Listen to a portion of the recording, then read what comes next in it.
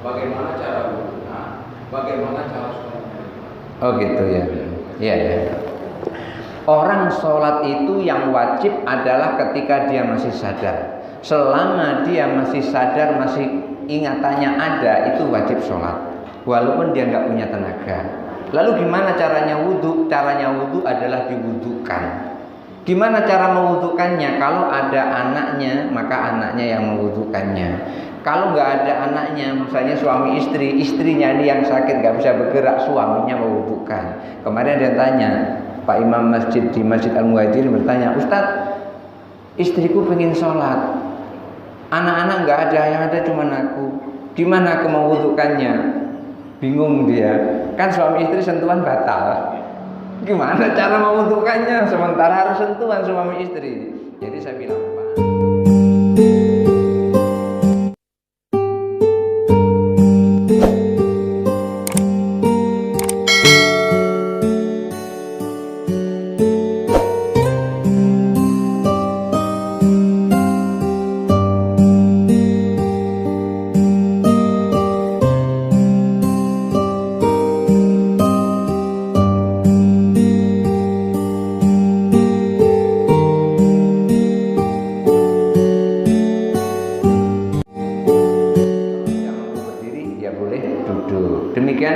mungkin ada yang mau bertanya, dipersilakan. Silakan. Bagian ini. Disimak Pak Maman. Saya mau nanya, saat sholat berbaring gitu Pak ya, itu apakah harus menghadap kiblat? Tapi rata-rata yang kita tunggu orang sakit itu kita suruh sholat, itu kita tidak tahu tujuan kita itu kemana. Jadi kita mau kiblatnya itu memang harus menghadap kiblat atau memang kita sendiri ke kanan aja? Kalau kita sholat wajib, sholat berbaring ya, apakah kita harus menghadap kiblat? Sementara kiblat tidak tahu, gitu ya. Iya. Sholat itu wajib menghadap kiblat. Tidak sholat berdiri, tidak sholat duduk, tidak sholat berbaring. Artinya semua sholat itu wajib menghadap kiblat. Permasalahannya nggak tahu kiblatnya. Kalau kita tidak tahu kiblatnya, kita harus ijtihad kemana arah kiblat yang paling kita yakini. Misalnya ini saya nggak tahu nih, di Jambi ini kan jarang orang menyebut utara, selatan, timur, barat, kan jarang orang menyebut di Jambi ini. Sementara kiblat kita ini adalah ke arah barat. Saya sekarang ini kalau saya merasakan begitu saya menghadap ke sana ini, saya rasanya menghadap ke arah utara ini rasanya itu perasaannya. Padahal saya harusnya adalah menghadap ke timur kan gitu. Karena kiblatnya sana berarti ke barat. Ketika kita bingung mana arah kiblat, maka kita harus pertama kita harus tanya sama orang yang ada di sekitar itu. Harus tanya, di mana Pak Bu arah matahari terbit? Oh, arah matahari terbit ada di arah sana. Berarti kiblatnya adalah kurang lebih ke arah sana. Itu. Kenapa kok kita tanya seperti itu? Ya siapa tahu yang kita tanya itu bukan orang Islam. Maka yang kita tanya di mana arah matahari terbit atau di mana arah matahari terbenam. Tetapi kalau yang kita tanya itu orang Islam, langsung tanya di mana Bu, di sini arah kiblatnya, langsung tunjuk. Tuh tengok tuh ada tanda panah tuh. Misalnya ada tanda panah, berarti ngikuti tanda panah. Kalau itu semua sudah kita lakukan dan ternyata tidak tahu, orang yang kita tanya tidak ada tanda-tanda, tidak ada, lalu bagaimana kita menentukan arah kiblat? Menentukan arah kiblat itu dengan ijtihad pada diri sendiri. Gimana caranya?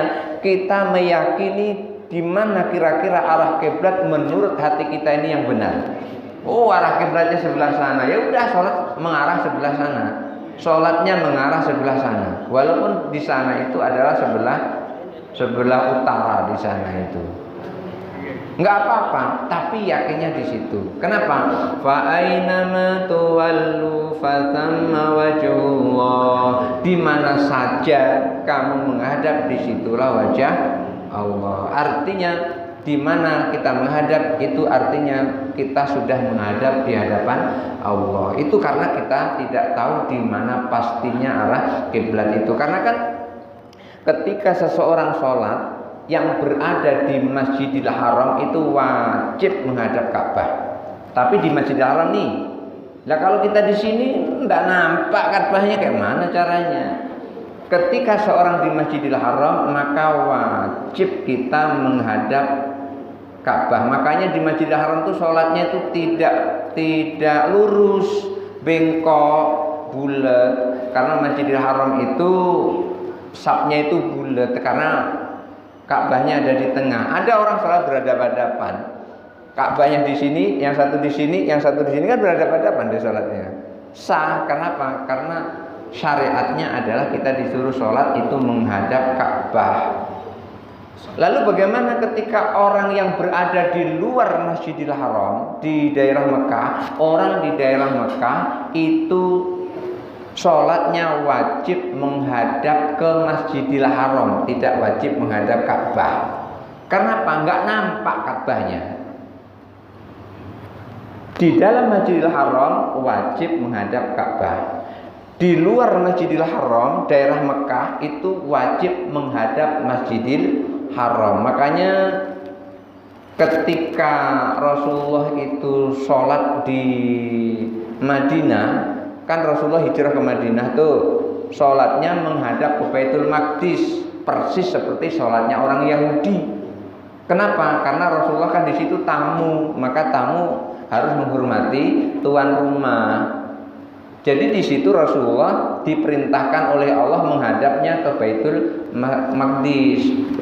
Cuman Rasulullah lama-lama nggak tahan, lama-lama nggak senang, nggak enak rasanya sholat kok menghadap Baitul Maqdis. Akhirnya Rasulullah itu sholatnya kadang lihat atas, kadang lihat bawah. Qad nara taqalluba wajhika fis sama.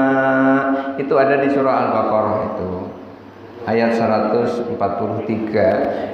Di situ Rasulullah itu melihat ke atas, melihat ke bawah, itu Allah langsung tahu. Berarti Rasulullah itu enggak suka kalau sholat menghadap ke Baitul Maqdis.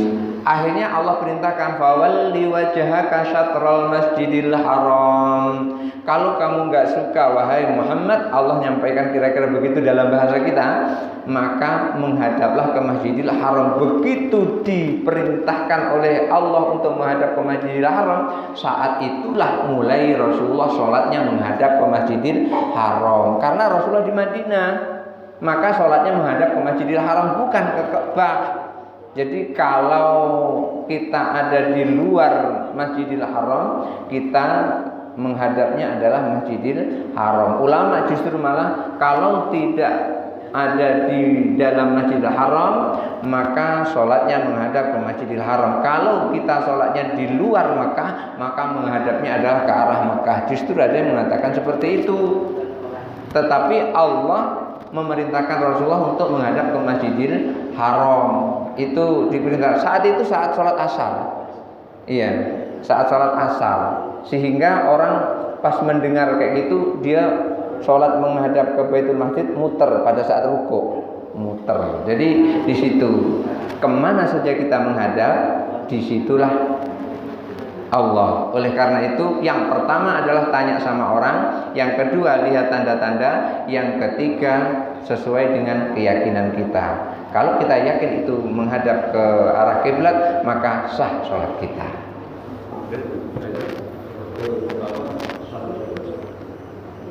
Kemudian ada pertanyaan lagi satu.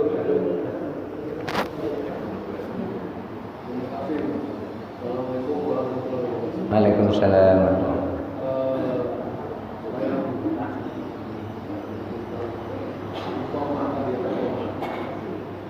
Ada yang pakai itu, foto masih sementara orang lain tidak pakai itu. Nah ini gimana? Pakai itu seperti apa maksudnya, Pak? Terucap ada kata-kata itu, mati salat, mati salat. Oh, qad qamatis sholatu, qad qamatis sholat gitu. Oh, gitu ya. Qad qamatis sholatu, qad qamatis sholat. Entah apakah itu kalimat tu berdiri sendiri atau kalimat tu karena bertemu satu huruf dengan huruf yang lain sehingga muncul kata-kata tu itu. Aslinya kan qad qamatis shalah, cuman karena cepet jadi qad qamatis shalah, mungkin kayak gitu. Yang benar itu adalah tidak pakai tu, qad qamatis shalah, bukan qad qamatis sholatu, qad qamatis shalah. Mungkin karena cepat tadi itu masuk saja di situ. Jadi yang benar adalah qad qamatis shalah, bukan qad qamatis sholatu, qad qamatis shalah, bukan seperti itu ya. Bukan kita menyampaikan kita kata-kata. Jadi Bapak tadi betul memang Bapak kan tidak ada pakai kod dan awal-awal tadi. Iya. Saya banyak mendengar itu di mana dilanggar ini. Saya juga memang pakai dokter-dokter. Oh. Iya, itu sebetulnya terlalu cepat dia nyebut sehingga muncul kata-kata tu qad qamatis shalah. Jadi muncul sendiri kata-kata itu, padahal sebetulnya tidak ada qad qamatis shalah itu harusnya. Iya, satu lagi itu.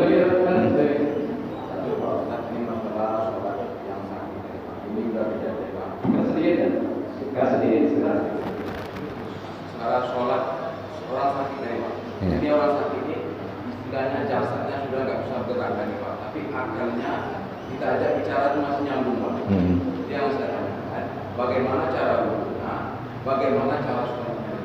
Oh gitu ya. Iya ya. Orang sholat itu yang wajib adalah ketika dia masih sadar. Selama dia masih sadar, masih ingatannya ada, itu wajib sholat. Walaupun dia nggak punya tenaga. Lalu gimana caranya wudhu? Caranya wudhu adalah diwudhukan.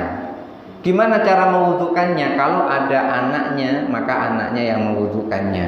Kalau nggak ada anaknya, misalnya suami istri, istrinya ini yang sakit nggak bisa bergerak, suaminya mewudhukan. Kemarin ada yang tanya, Pak Imam masjid di Masjid Al-Muhajirin bertanya, Ustadz, istriku pengen sholat, anak-anak nggak ada, yang ada cuma aku.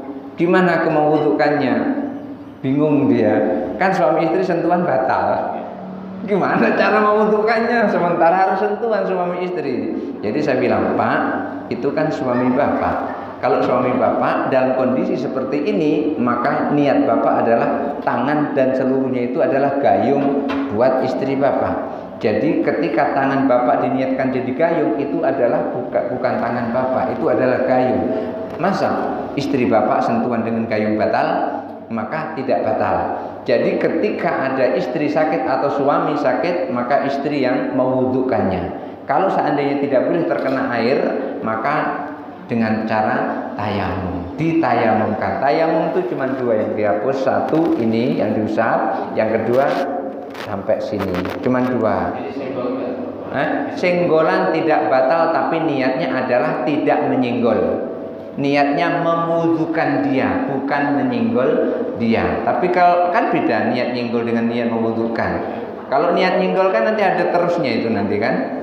Ada seri berikutnya kalau niat nyinggol. Iya. Tapi kalau niat mewudhukan itu kan cuma sampai di situ saja. Jadi ketika niat mewudhukan tidak membatalkan suami istri sentuhan. Tetapi kalau niatnya tidak niat mewudhukan, maka membatalkan. Pokoknya istri lagi duduk-duduk seperti ini, kita pegang tangannya, umpamanya gitu sambil kita pijit-pijit yang seperti itu, maka yang seperti itu membatalkan wudhunya. Tetapi kalau saat istri pengen wudhu, kita wudhukan, kita ambilkan air, kita usap-usapkan ke mukanya, kita usapkan ke tangannya, yang seperti itu tidak membatalkan wudhunya. Karena apa? Kita mengalirkan air ke anggota wudhunya itu bukan niat untuk menyentuhnya, tetapi itu niat mewudhukannya. Jadi intinya begini, apapun yang membuat amal kita itu sah atau tidak sah, batal atau tidak batal, itu adalah niat. Itu yang paling penting. Makanya kemarin itu kita belajar tentang niat itu. Pak Hasan, saya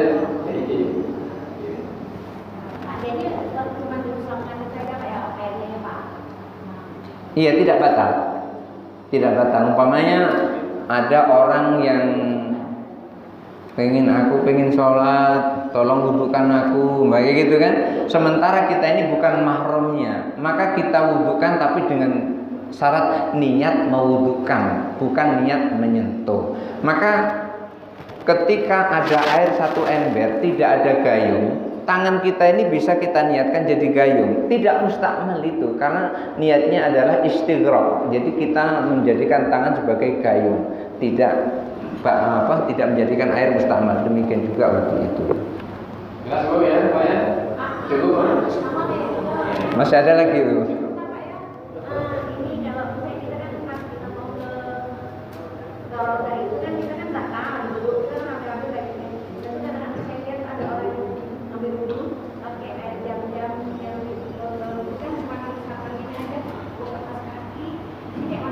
Oh gitu. Wudhu itu adalah mengalirkan air ke seluruh anggota wudhu. Kalau misalnya ibu punya air jam-jam di dalam botol, di botol taruhlah 600 ml itu, kemudian ada satu orang atau mungkin kita sendirilah karena di botol bisa kita taruh di tangan kita, kemudian kita usap, tapi kita tidak kumur-kumur karena kalau kumur-kumur perlu air banyak. Maka yang seperti itu sah. Kita wudhu seperti wudhu biasa, kita usap muka kita, kemudian diambil lagi tahu tangan kita ini, udah tuh kepala kita, telinga kita, baru kaki kita. Dalam keadaan kita berada di Masjidil Haram kan, nggak mungkin gitu jauh itu menuju ke tempat toilet di bawah itu sangat jauh sekali, maka boleh. Dan itu kalau air satu botol aqua itu sudah cukup. Iya, enggak aqua yang kecil, yang kira-kira 300 ml itu udah cukup itu.